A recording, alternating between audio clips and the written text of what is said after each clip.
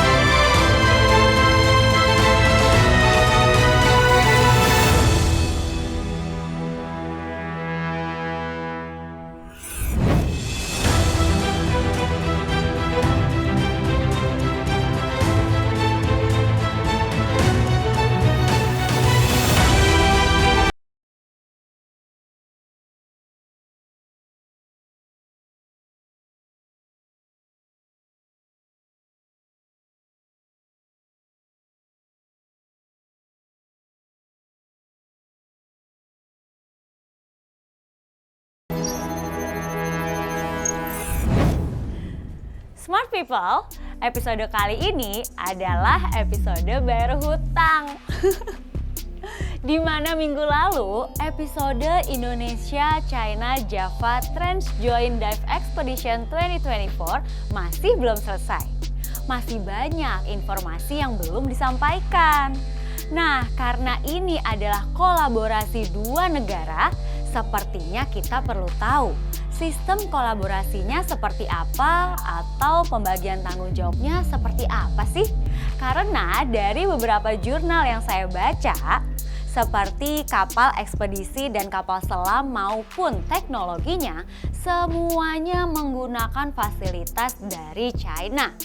Pertanyaan selanjutnya, apakah kolaborasi ini hanya sebatas ekspedisi Palung Jawa dan hanya sebatas dengan negara China? Kita simak yuk penjelasannya.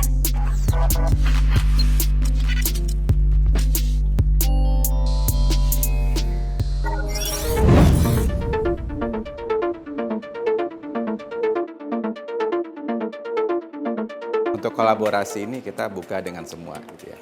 Jadi kita selain dengan China, kita juga kerjasama dengan OceanX, kita di Amerika Serikat, jadi rencananya mereka juga akan masuk di bulan Mei tahun 2024. Tetapi akhirnya kenapa China gitu ya. Jadi dalam pertemuan waktu itu yang kita lakukan di Beijing, kita tahu bahwa China memiliki teknologi yang cukup bagus gitu ya, bahkan salah satu yang terdepan dalam hal eksplorasi laut dalam. Jadi mereka memiliki submersible yang disebut Vendauze, yang bahkan bisa menyelam hingga kedalaman 10.000 meter.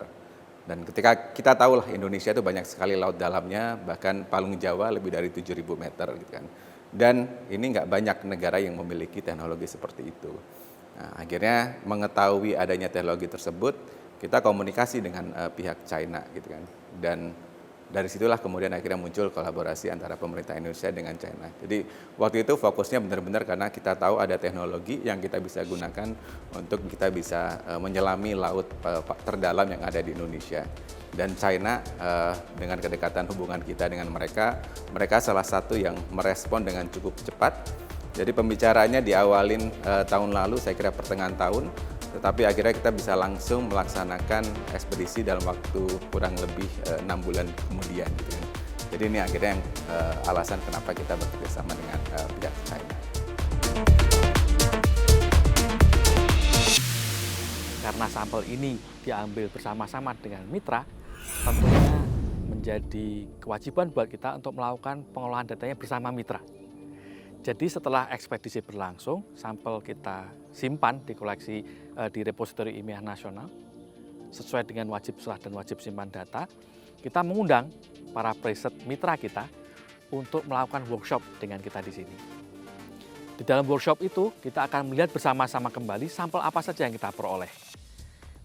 Bersama antara para peneliti yang naik di atas kapal, maupun peluang yang sama kita sampaikan kepada rekan-rekan peneliti yang lain yang mungkin belum berkesempatan melaksanakan berpartisipasi dalam riset di atas kapal. Dengan demikian kita mengajak dan mengundang para preset di Indonesia yang berminat untuk mengirimkan proposal pada kita. agar dapat berpartisipasi dalam melaksanakan risetnya. Nah, dalam hasil workshop itu akan kita rumuskan apa saja pemrosesan data dan juga analisis data kita lakukan sebisa mungkin di Indonesia. Begitu. Karena apa? Pada saat ini BRIN sudah melengkapi berbagai macam peralatan laboratorium dan peralatan analisis yang modern yang terlengkap di Indonesia. Kami menawarkan kepada para periset mitra kita untuk dapat mengikuti program Invited Professor dan atau program Invited Researcher, di mana kita mengundang mitra kita untuk bekerja dengan kita di sini, dengan kelompok riset kita di sini yang terkait dalam upaya untuk melakukan pemrosesan data dan elaborasi ilmiah lebih lanjut. Kita bisa melakukan tukar-menukar ide, tukar-menukar kemampuan dan juga capacity building antara mitra kita dan kita di Indonesia. Sehingga apabila memerlukan pembangunan lab baru, pengadaan alat yang baru, BRIN akan dengan sekuat tenaga mengadakan alat itu secepat mungkin, sesuai dengan proses pengadaan yang ada. Riset tentang biodiversitas laut dalam ini jelas membutuhkan perencanaan dan persiapan yang matang, baik dari sisi teknis, penguasaan teknologi, maupun mental dan fisik. Khususnya para peneliti sebagai ujung tombak dalam ekspedisi ilmiah yang sangat bermanfaat bagi kepentingan Indonesia.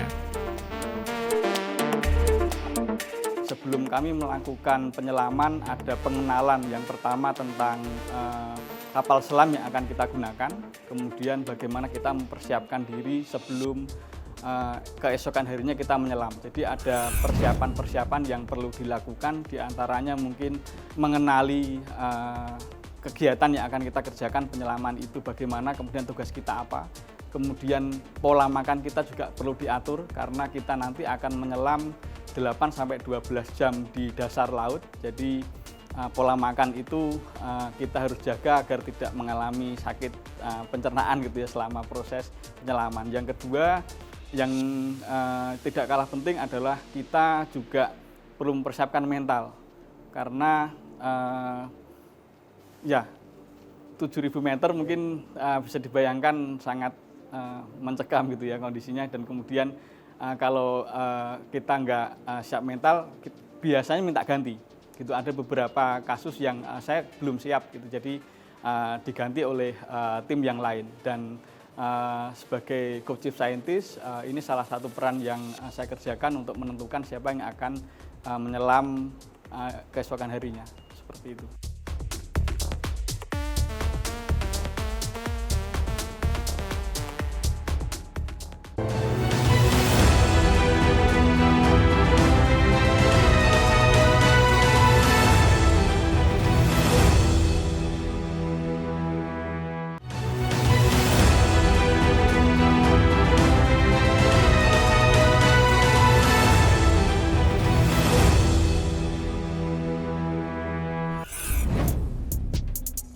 Nah tuh, pemirsa denger kan bagaimana persiapannya para periset itu?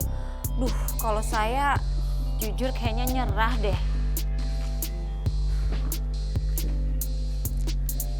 Ya kalau masalah fisik, teknis dan ilmunya mungkin masih bisa saya pelajarin ya. Tapi masalah mental nih, kayaknya mundur deh. Baiklah, apalagi ya yang belum saya informasikan? Oh iya, kelanjutan dari sampel-sampel yang didapatkan. Itu diapain ya? Atau tindak lanjut dari hasil riset itu apa? Sepertinya kita perlu tahu deh. Setuju ya?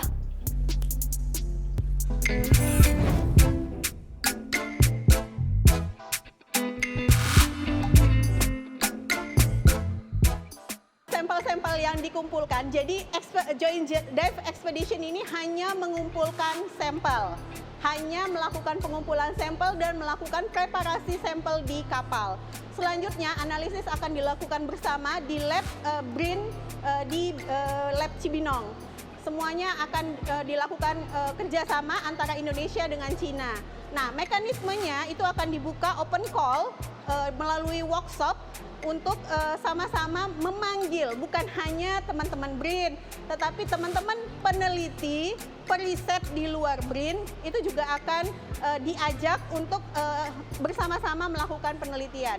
Sampel-sampel yang kami dapatkan selama di kapal itu kami preparasi dengan menggunakan formalin, etanol, ada yang kita simpan dalam nitrogen dan ada yang di bawah suhu minus 80. Itu adalah hal yang dilakukan. Pada saat pemindahan sampel dari kapal ke gedung KHT Cibinong itu juga dilakukan upaya agar sampel itu tetap baik karena kita menjaga. Jadi sampel itu belum dianalisis, hanya baru sampai pada tahap pengumpulan sampel. Untuk analisisnya akan kita lakukan bersama.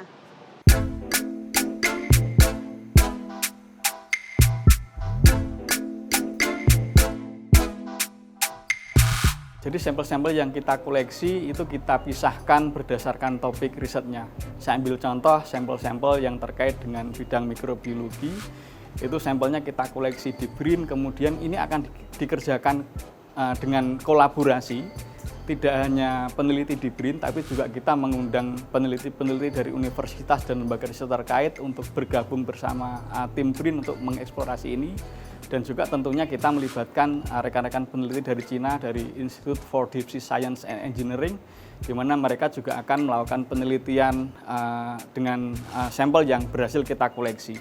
Jadi model mekanisme analisisnya, penelitian laboratoriumnya berupa kolaborasi, dan untuk jangka kedepannya sampel-sampel ini bisa digunakan untuk studi lanjut bagi warga negara Indonesia khususnya yang ingin melanjutkan studi baik di dalam negeri maupun di luar negeri bekerjasama dengan peneliti Cina.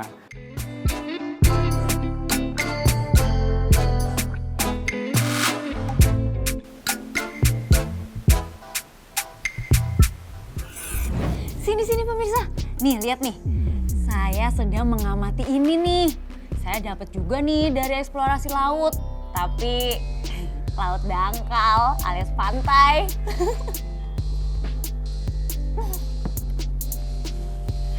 Nanti kita antarkan batu ini ke Direktorat Penyimpanan Koleksi Ilmiah dan unit kerja di bawahnya. Sambil kita tanya SOP pengelolaan sampel yang belum dilakukan penelitian lanjutan itu seperti apa. Yuk kita simak.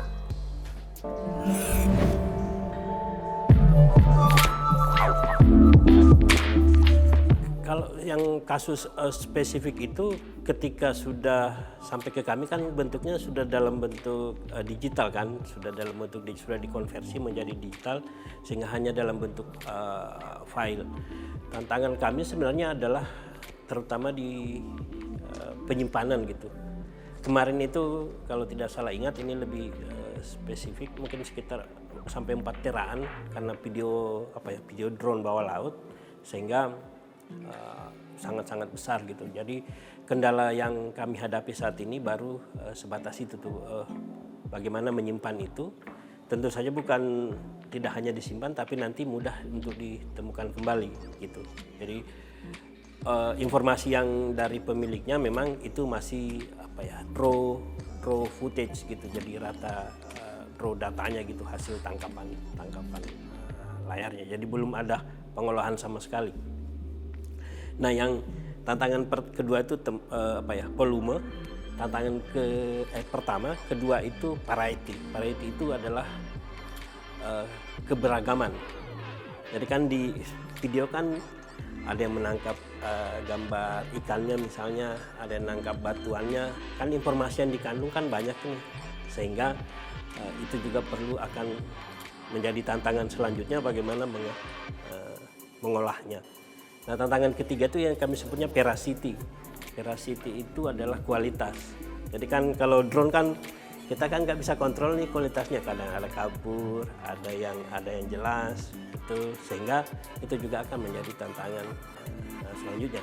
Tapi dari sisi kami di Repositori Ilmiah Nasional, selama datanya itu bisa disimpan, bisa ditemukan kembali, ketika ada ilmu baru sebenarnya bisa saja yang tadinya kabur bisa diperbaiki kembali sehingga bisa menjadi lebih cerah, lebih bagus Dan itu tentu saja akan mampu dilakukan jika disimpan dengan dipreservasi dengan baik. Tanpa disimpan tentu saja kita nggak akan bisa ngolah apa-apa di masa depan. Sehingga target pertama itu kami menyimpan sebanyak mungkin apapun itu silahkan disimpan. Ekspedisi yang terbaru yang saat ini kami tangani itu adalah ekspedisi Palung Sunda begitu ya, yang dikerjakan oleh teman-teman periset yang kerjasama juga dengan teman-teman di Direktorat Pengelolaan Armada Ilmiah begitu. Kebijakan semua spesimen tidak boleh ada yang keluar dari wilayah Indonesia. Jadi kami menerima spesimen-spesimen yang didapat dari teman-teman di laut dalam tadi. Di sini kami simpan langsung berdasarkan prosedur yang dibutuhkan oleh masing-masing spesimen sesuai karakternya masing-masing. Jadi ada kami langsung simpan seperti koleksi dari kayu itu juga didapatkan begitu ya. Kemudian koleksi-koleksi mikroorganisme, koleksi-koleksi ikan yang kami simpan dalam bentuk awetan basah atau koleksi basah di dalam alkohol. Kemudian juga sedimen lainnya kita simpan dalam suhu minus 20 derajat yang semua fasilitas itu tersedia di dalam di bawah pengelolaan koleksi ilmiah. Dan juga ada koleksi mikroorganisme yang kami simpan pada suhu minus 80 dan juga minus 180 di bawah atau di dalam liquid nitrogen. Semua spesimen mereka akan terjaga dengan baik, terjamin dengan baik keamanannya, dan mereka dapat gunakan sewaktu-waktu untuk kebutuhan riset. Itu yang kami lakukan di Direktorat Koleksi Ilmiah.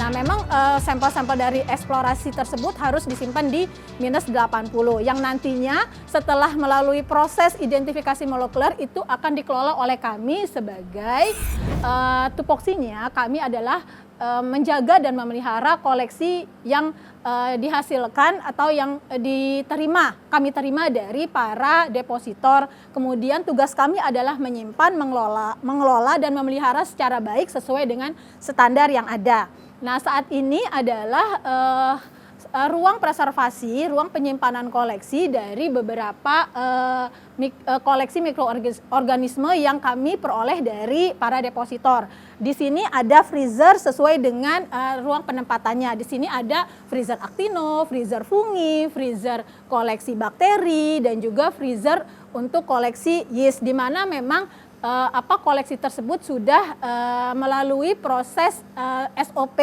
yang memang sudah kami tetapkan untuk penyimpanan koleksi yang ada di kami, seperti itu. Nah, nantinya koleksi yang dari kami ini itu bisa dimanfaatkan oleh masyarakat luas seperti akademi, industri, kemudian peneliti, yang nanti juga para eksternal juga bisa menggunakan koleksi yang dari kami. Jadi koleksi yang dari kami itu bisa dimanfaatkan oleh masyarakat luas.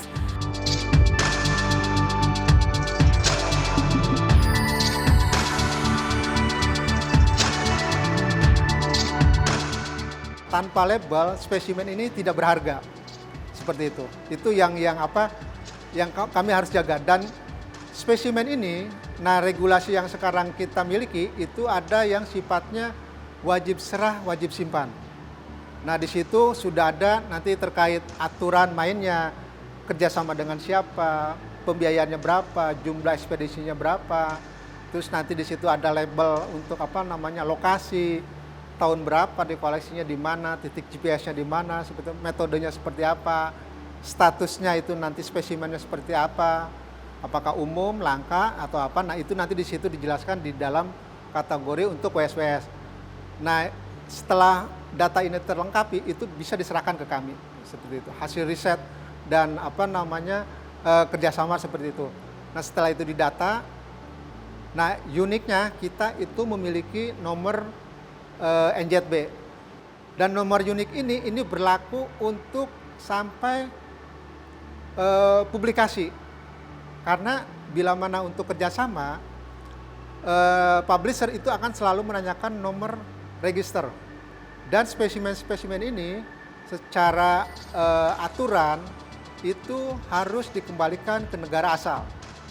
Di sini BRIN sebagai pengelola untuk koleksi ilmiah hewan atau zoologi ini itu berkewajiban untuk memberikan nomor NZB. Tapi setelah publish itu akan dikembalikan ke kami.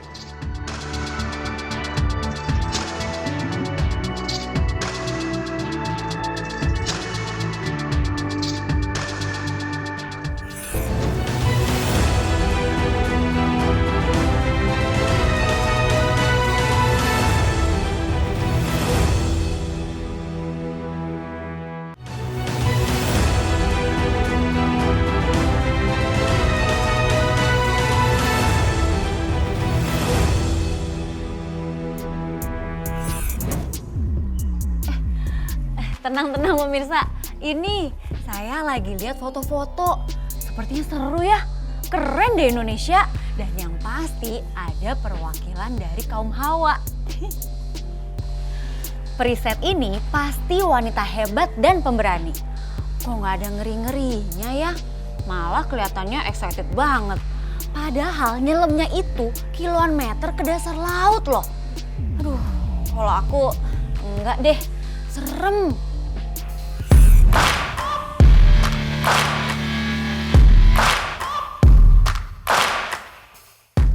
Kesan yang saya dapatkan selama mengikuti ekspedisi yang luar biasa itu adalah hal yang sangat tidak pernah terbayangkan oleh saya. Karena selama ini kita hanya melihat, atau saya pribadi, saya merupakan seorang peneliti ahli muda dalam bidang biologi perikanan. Jadi selama ini saya lebih banyak melakukan eksplorasi tentang sumber daya perikanan yang ada di perairan dangkal. Nah, selama ini saya sangat ingin sekali mengetahui tentang bagaimana kehidupan bawah laut. Dan alhamdulillah saya terpilih dan akhirnya mengikuti, dan kesan yang paling menurut saya tidak dapat saya ungkapkan hanya dengan kata-kata karena itu sangat luar biasa.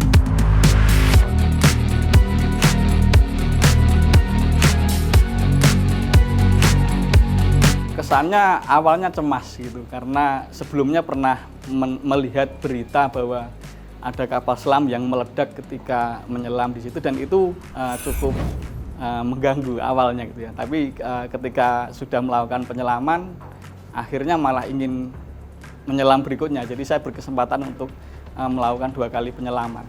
Dan harapan saya setelah ada ekspedisi laut dalam yang pertama ini, harapannya akan ada ekspedisi berikutnya, baik itu dilakukan murni oleh Indonesia maupun kerjasama dengan negara luar dalam rangka untuk mempererat kerjasama, baik itu kerjasama bilateral dalam bidang ilmu pengetahuan dan teknologi, juga dalam kerjasama kebudayaan dan kerjasama yang lain. Terpilih menjadi duta peneliti dalam ekspedisi bergengsi sudah pasti menjadi kebanggaan tersendiri. Semoga Java Trans Joint Dive Expedition 2024 ini menjadi pemicu dan pemacu semangat serta energi para peneliti muda untuk terus mengasah dan berkreasi di seluruh disiplin ilmu termasuk bidang kemaritiman. Karena ilmu pengetahuan ke depan pundak Anda yang menjadi harapan. Upaya-upaya kita untuk melaksanakan platform kolaborasi ini adalah untuk menciptakan talenta-talenta yang nantinya bisa memanfaatkan kapal riset kita apabila sudah jadi, agar dapat memanfaatkan dengan optimal untuk menjawab tantangan riset dan inovasi di bidang laut dan samudera yang mutakhir begitu, dan dapat berkontribusi secara signifikan pada perkembangan riset laut dan samudera global. Selain mengadakan pembangunan kapal riset baru, kami juga sekarang melaksanakan penguatan kapasitas, baik untuk para teknisi, operator maupun para periset kita dengan berbagai skema internship, berbagai skema training untuk meningkatkan keterampilan dan sertifikasi para teknisi dan operator kita.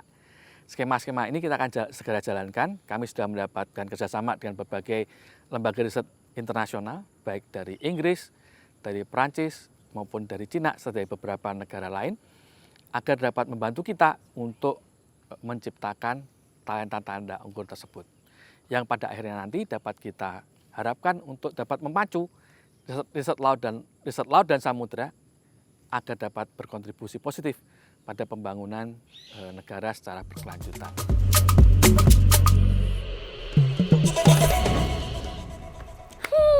Leganya, akhirnya hutang lunas.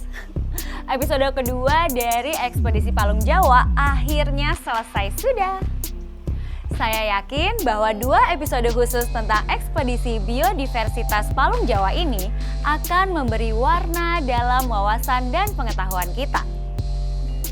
Smart people, ilmu pengetahuan adalah amunisi, sedang keberanian adalah pelatupnya. Semoga tayangan ini mampu menginspirasi untuk menjadi peneliti kelas dunia. Amin. Oke Smart People, sampai ketemu lagi di minggu depan. Tetap dalam Indonesia Raya, jelajah sains. Smart People for Smart Country. Sampai jumpa.